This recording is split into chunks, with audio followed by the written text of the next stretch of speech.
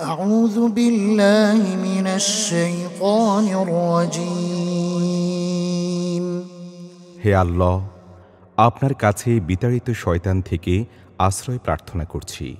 بسم الله الرحمن الرحيم পরম করুণাময় অসীম দয়ালু আল্লাহ তাআলার নামে শুরু করছি।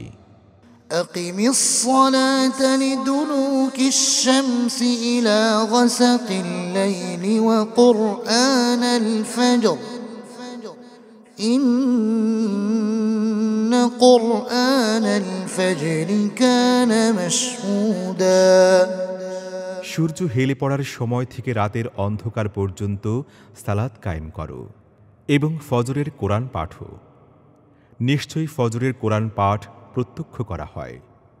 ومن الليل فتهجد به نافلة لك عسى